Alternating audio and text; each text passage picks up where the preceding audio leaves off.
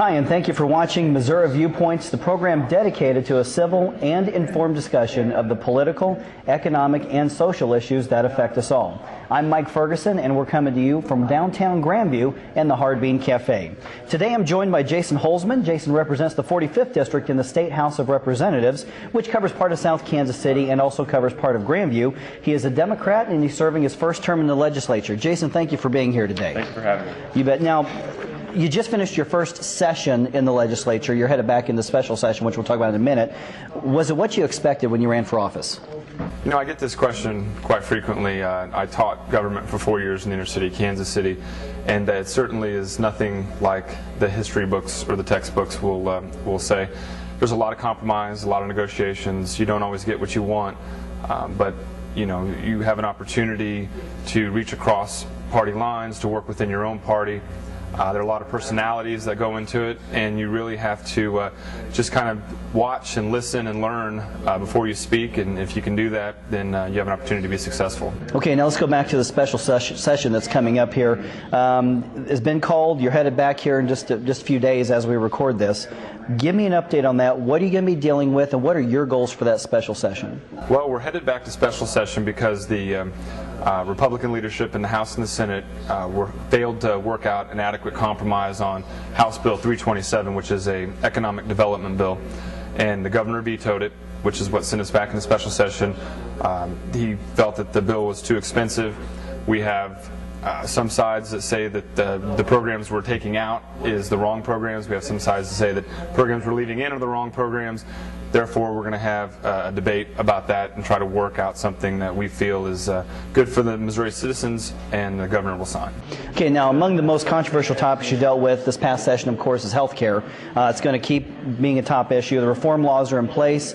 Missouri Health Net has been created to replace the state's Medicaid system. Where do you want to see the legislature go, and what do you want to see changes? What changes do you want to see made as far as health care is concerned in the future sessions? Well, Mike, nothing less than full restoration is going to be adequate. The Republican leadership cut 100,000 people off of health care due to eligibility changes in 2005. MoHealthNet does some good things with restoring a percentage of those, but not nearly enough. Not even anywhere close to being. We have almost 800,000 citizens in the state of Missouri without health care. That is far, far too many, and we will be working to try to change the eligibility requirements so we can put more people back on health care, so that way people don't have to worry about getting sick or getting hurt, or rather their children are going to see a doctor. You know, it's a shame that in this country it's a right to have an attorney provided to you if you commit a crime, but it's not a right to have a child see a doctor if they're sick, and that's a problem. We're going to fix it. One of the pushbacks that came when I was running for office and when we first met a year or so ago was that at one point Missouri had over 1 million people on the Medicaid system and on the state's health care rolls. That's about 1 in 5 in the state. How can we afford that, and how do we balance the budget and still provide the health care that so many want to provide? Well, it's all about priorities. It's all about spending. Right now, you know, we could go through budget. Well, for starters, we're holding back $200 million that we're not spending. We could take that money right now and put more people back on the health care, and we're not doing that. It is a choice. You know, we make a choice that we're going to spend our money on making sure people can see doctors, and it's not a cheap choice, but it's the right choice. It's a moral choice, and it's a choice that we're prepared to make. Okay, now very quickly, I know that there was a bill that you pushed this past session that you're very proud of, the Nurses for Newborns bill. Tell us what that is, and why was that so important to you? Well, all the time we're talking about trying to provide preventative coverage, preventative maintenance, so that way you don't get sick. And this is an opportunity to combine an education piece with a healthcare piece that takes a registered professional nurse, sends her to a home of a mentally, physically handicapped mother, a chemically dependent, or a teenage mother who may not have the necessary knowledge or skills. I know you have children.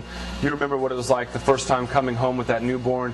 You know, you have a lot of anxiety, you're not sure what to do, and this program would send a nurse to your home, assess your environment, give you tips on how to avoid SIDS, give you a nutritional plan, give the child a health checkup right there. If there's a problem, they will schedule a doctor's appointment on site. And what we want to do is we want to equip our mothers, especially the ones ones who desperately need it with the necessary information so that they can raise a healthy child. So that way we avoid some costs in the long run because of some minor things that could have been done if they just would have known to do them. Okay, now I'm going to switch gears on issues here. Speaker of the House Rod Jetton is pushing a variety of legal efforts to crack down on illegal immigration in the state. Some communities around the state, including Springfield, are considering local ordinances that would go after employers who hire illegal workers.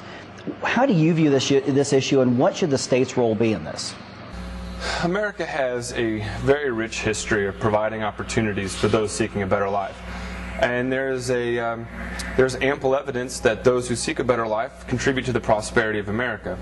But we have a very clear pathway to citizenship. You know, citizenship comes with both benefits and sacrifices.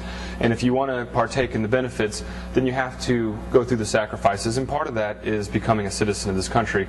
Now, it's our responsibility to set clear timetables for when you should be on that path and how long that path should take you to reach your goal of citizenship.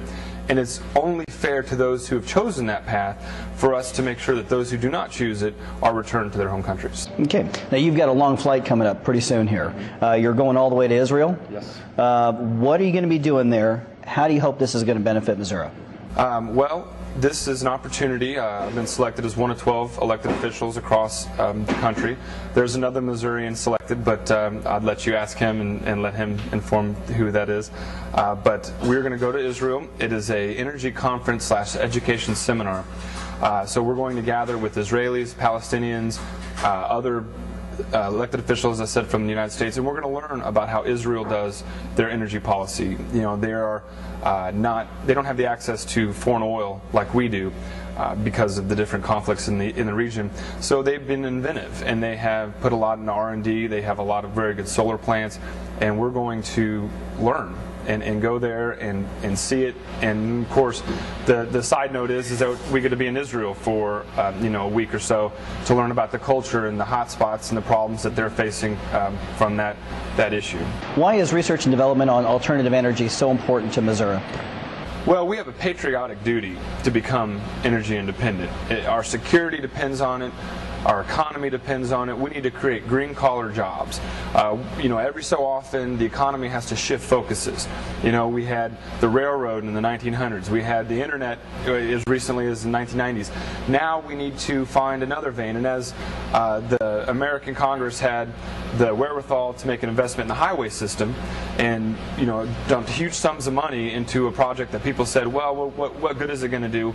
Well, now we have the single largest commerce trading domestically in the whole world.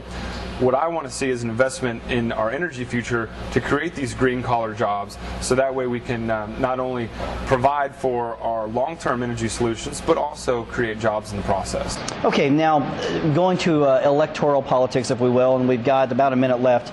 One of the most controversial things to happen lately is, of course, the decision of State Senator Chris Koster to leave the Republican Party, become a Democrat. He's still running for Attorney General, just on a different ticket. What are your thoughts?